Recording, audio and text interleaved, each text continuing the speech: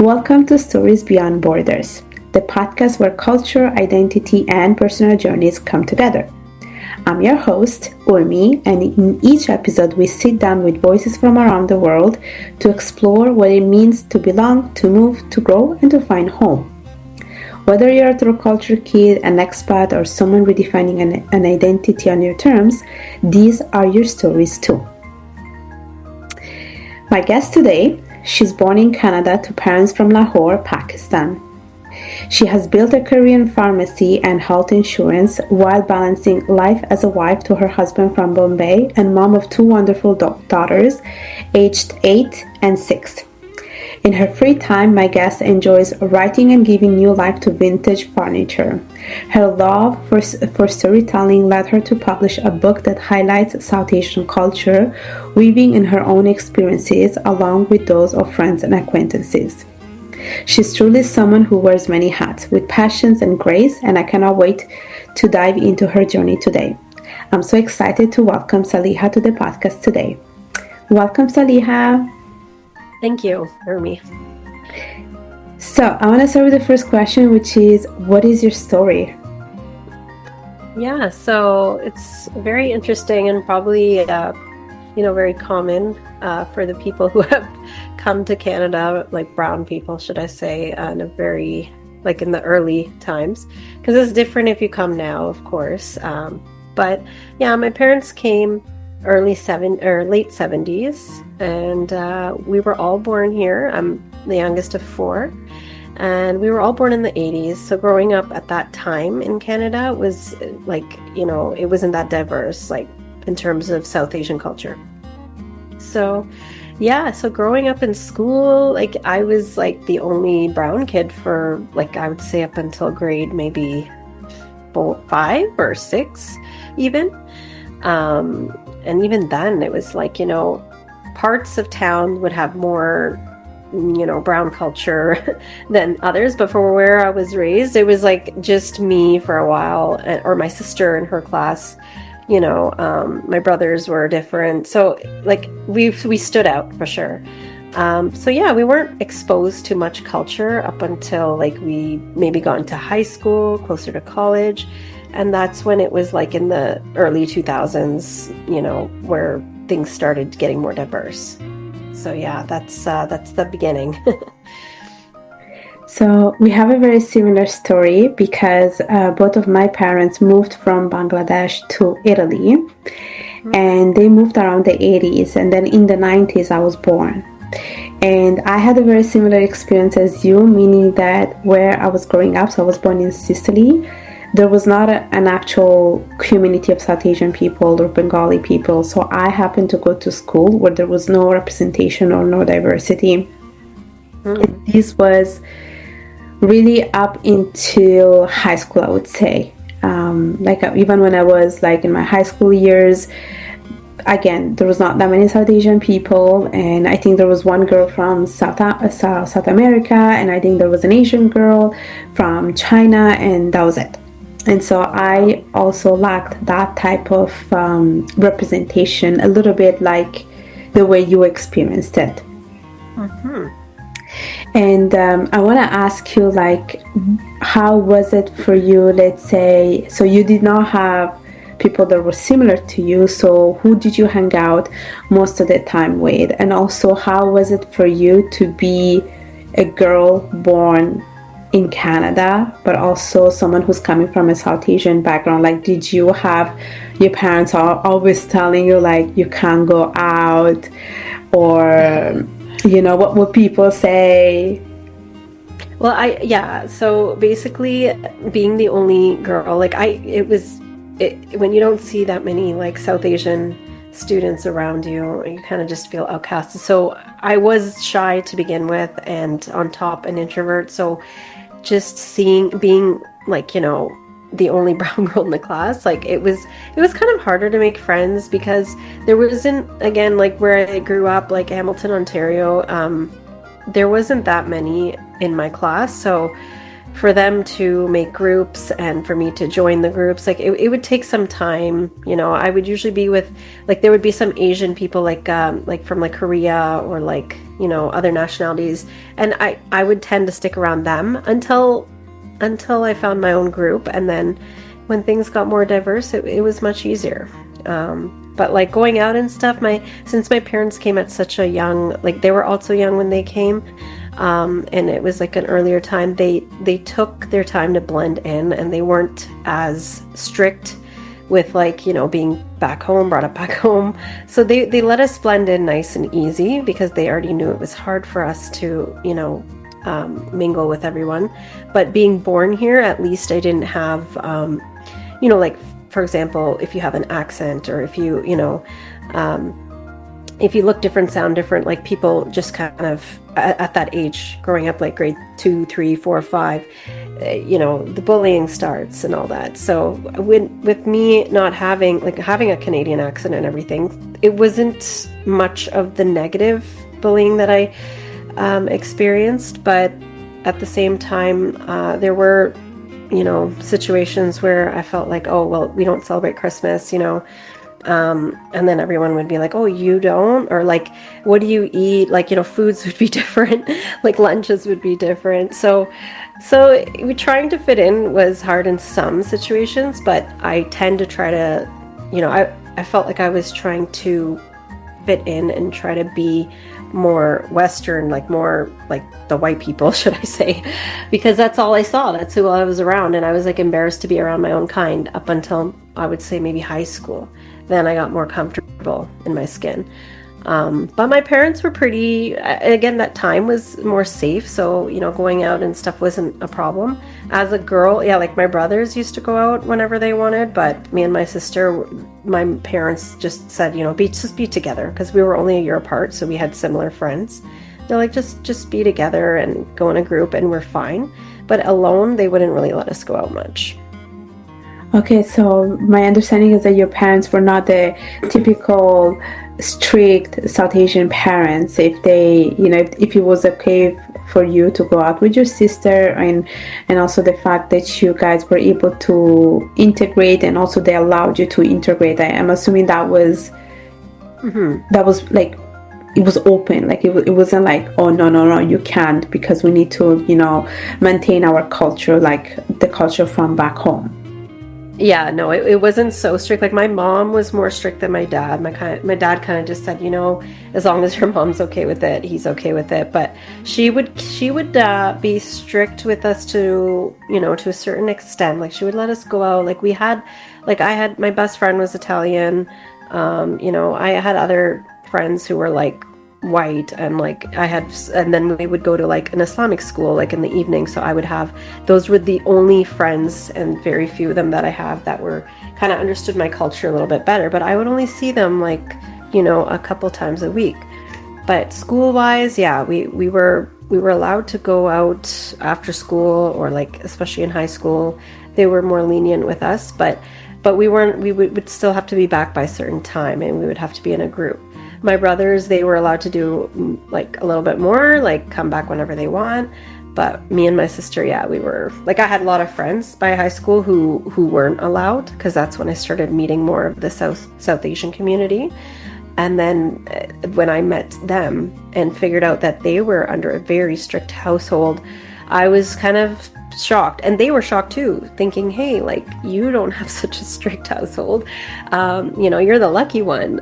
But yeah, we did face like a little bit of strictness to a certain extent, like I was saying, but I knew so many other people that went through extreme, circumstances, and they had curfews, like early curfews, and their parents were not lenient at all, and they would have to hide, or take different clothes to school, for example, change at school. Like I've seen it all, and I've seen like them on the phone, like pretending they're somewhere else.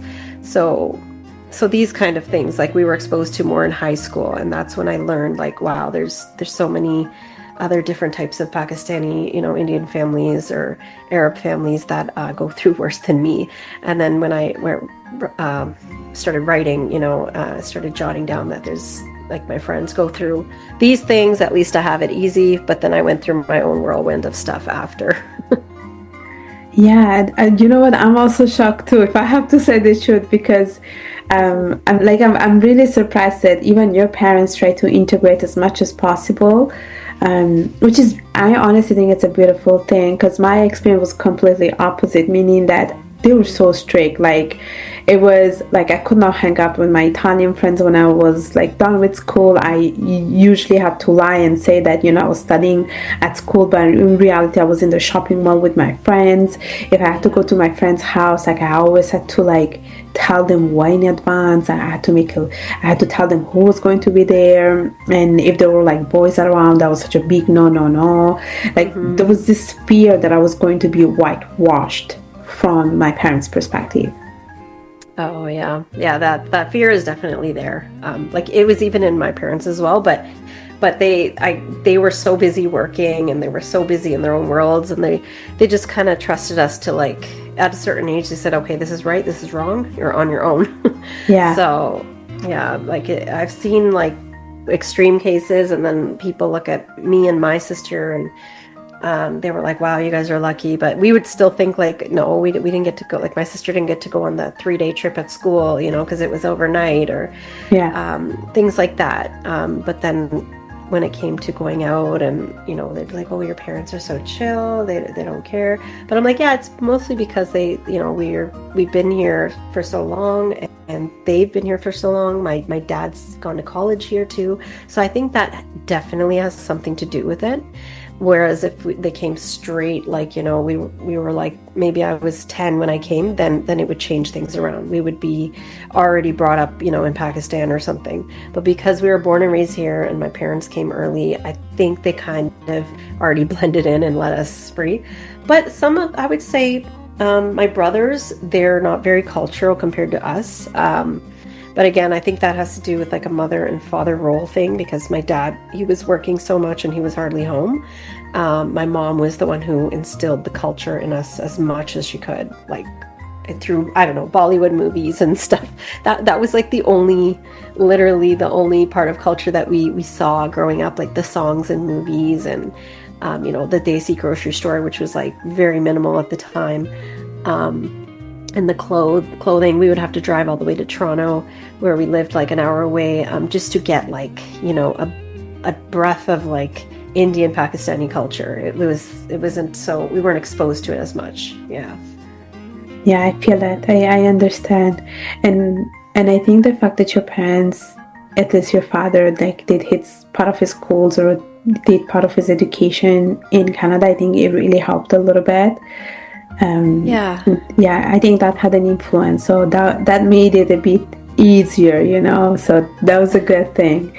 And you spoke about writing, and I know we haven't mentioned this yet, but you're also an author, and you wrote a book which I have read, and it was one of the best books ever. Like, that was my inspiration to do a lot of the things that I do right now. And I always talk about that book in every single place that I go. I go to different podcasts, and I always mention your book. So tell us a little bit about your book. Tell us your title. Tell us why you wrote it, and tell us everything. Okay. Yeah. So like, basically writing I started writing when I was like, just before I got married. I started I was like, hey, you know what? There's so many things to talk about, because as I grew up, college and, taking night school and just meeting so many more South Asians, I had like Bengali friends, Indian friends, mostly Pakistani friends. And, seeing the things that they go through and the stories, like, I would just be like, wow, like, I wonder if there's much awareness of this out there. And then, me being in like a relationship with like South Asia, like if somehow, like, it's not like I wanted to be with, someone born and raised in Canada, or like a white person or someone out of my culture. I actually wanted to be with someone within my culture, because we were still exposed to enough, and at least me and my sister, like to want that, and then when when we met people from our culture, we started to like it because we could relate to them more. But then meeting them and hearing their, history and upbringing, we're like, wow, like you guys went through worse.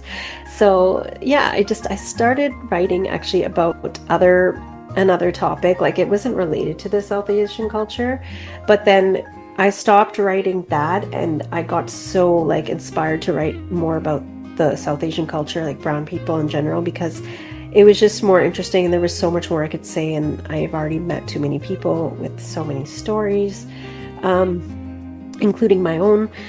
So then I just started that. And then as I got married, I was exposed to different scenarios. And I think that's where my life took a turn, because I was exposed to like the whole brown marital, problems. Especially because I got married to someone who wasn't born and raised in Canada, and their family came a little bit later on. So they were already, that culture was embedded inside of them. Like there was no way they're gonna blend into the Western culture at all. So to marry someone whose family's background is fully cultural compared to my family, which is a little bit more modern, Western, still cultural, but not as much. It was hard to adjust. It was very hard. So I kind of had more to write about. And then when I was like married, all my friends started getting married. So then they started telling me their stories after marriage, and everyone and even my coworkers, like whoever I met as I grew up, I moved then out of Hamilton to Mississauga, and Mississauga is so much more diverse, way more South Asian culture. So I just was exposed to even more stories and, difficult situations that friends and family have gone through. And it just kept adding to my book. So I saw like a pattern of, how brown people are. And then there would be people on YouTube joking about it. There's so many, parodies and stuff people make up, like just on YouTube, making fun of brown people in general. And it would be so relatable. And then I just, when I wrote my book, I just felt like, what?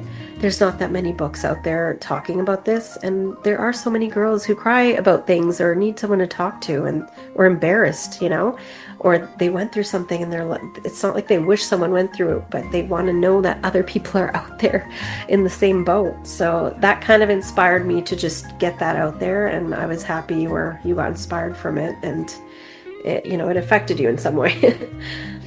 Yes, it did. And I loved your book. I don't know if you want to mention the title of the book. Yeah, Confessions of a Brown Girl. Yeah, honestly, it's such a good book because, like you said, I think we don't have enough books that talk about those kind of topics. And I remember that I was like, I want to read something that is more related to South Asian people. And I remember like Googling stuff, and then your book came out, and then I was reading the reviews, reading a little bit about it, and I was like, I'm just gonna buy it. And as I was reading it, I was like, I can relate to it so much. Mm-hmm. And the problem is that when we go through stuff, we just think it's our own unique problem. But when you start talking about it, then you realize that there are other people going through the same thing too. And so then you create a community from there. So that's why I feel like your book really just does that. And honestly, I think it's a great book because it's so relatable. It's personal stories, and people are able to connect much better. Yes, go ahead. Yeah, I was just going to say, I wish I could add more to the book. Every time I kept finalizing the book, I was like, oh, there's so much more I can add. And then I would open it and just add more stuff to it. And then, it took me a while to publish and finalize it because I really, really wanted to add. I wrote it as I was going through stuff and as I was also hearing more stories from friends and relatives about their issues, and I was like, there's so much more I can add in here. Then I thought, you know what, let me just get this piece out there, because the sooner the better, and if anything I can just keep writing about it. But I didn't see much out there either. And when I was going through stuff for my own, I was also Googling like you and saying like, wow, like I think people were just some people who are even talented and, they're creative and they want to write. Maybe they're just too scared to write. They don't want to have a book under their name, talking about these things because it's like a taboo or something. So they're scared. So then I thought, you know what, I don't care anymore. I just want to write about this. People need to know that there's, problems like that need to be addressed, and there's more awareness that's needed. And now I see so many like podcasts and like other, material out there that talks about these things. And there's more therapy. And if you think about it, even back home, India, Pakistan, like people are talking more about like, mental health awareness and like cultural awareness and all this stuff. So it's come up, I'm not saying it's from me, but people have picked up on it, and it's come a long way, but it's still out there. And I just really hope the brown community evolves, for our future generations, because, now that I have kids and stuff, so I just, of my own, I really want to get the negativity out of the culture somehow, or teach them, how to handle it. Yeah. Yeah, and I think what the problem is that, like, you had the courage to basically talk about your story and publish it. The problem that we face in the South Asian community is that we always have the fear of being judged. Because of that, we don't say a lot of the things. But now I think the times have changed, and so that's why you see a lot more resources, a lot more people talking about it, because people are not afraid anymore. And it's because there are other people who go through the same thing. Oh yeah, lots. Yeah. I think some people are just not afraid. They're just like, you know what? It's 2025. it's time to speak up, right? And there's more like, feminism and all that stuff going on. So I think it's, to be honest, there's a lot more awareness back home. And whenever I see it, I'm like, wow, like it's almost like when I look at it comparing to how it was before, I'm like, that's like too much now. Like people are really speaking up about it. And it's good, as long as there's some, there's good things about our culture too, I mean, don't get me wrong. There's good things. It's just sometimes, the mentality back home, they don't evolve. Like they don't change. They don't think like, oh, you know what, like we're in different times, or like they don't put themselves in each other's shoes and says, well, what if I went through this? They just have this authority, this that we're older, so we can say this, and you have to follow our rules, and this is wrong, that's wrong, can't do this.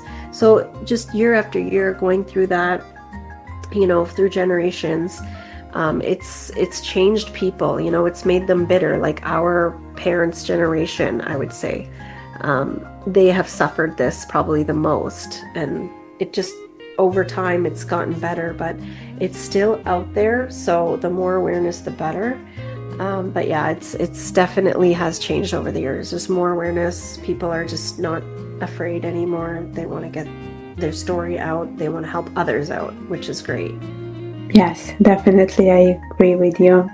So Saleha, as we're approaching the end of the interview, what is the message you want to leave the listeners with?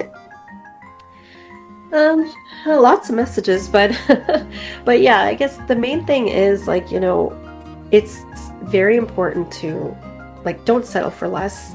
Really find out who you want to be in life and who you want to be with as your life partner, because our culture can sometimes pull us down, and the expectations can pull us down. And it's happened, like, it can happen to anyone. It happened to me. So you reach a point where you just, you get tired of it, and then you look back and you feel like you wasted so much time and effort, or just mental stress thinking about it. So just go and, follow your dreams, find the right partner who's on the same page, wanting you to follow your dreams, because then all you're doing is just adjusting and, compromising and basically burying some of your dreams. And that's when you just when you settle for less, that's what happens. So I would just really carefully choose your life partner. I think that's the main chapter in life is, after marriage, to be honest. That's when things get more solid, that's when your family life starts. So all these things matter. And before marriage, my advice would be is like, don't rush for marriage. Chase your dreams again. Like, take your time and really, really think of what you want, who you want to be, things that, you don't want to give up, and really emphasize on that when you meet that special someone in your life, so they can help you grow. Yeah, it's wonderful. And I love how you talk about this subject, because it is also the topic of your book. Yeah. So it's beautiful. So before we go, do you want to tell us how people can connect with you? Yeah, I mean, I do I do have Instagram, but it's not a public profile. But I have in my spare time, I do refinish some furniture, vintage furniture pieces in my spare time. So I do have a page for that. That's public. I have the book that's on Amazon, which I provided you the link for. So that's still up there. And, the way you contacted me through, I guess it was LinkedIn. So I was only a message away. So that's another way to find me as well. Wonderful, Saleha. Thank you for coming, and thanks for listening to this episode of Stories Beyond Borders. If you enjoyed it, don't forget to subscribe, leave a review, and share it with someone who needs to hear it. Remember, home isn't always a place, sometimes it's a story. Until next time, keep crossing borders and telling your story.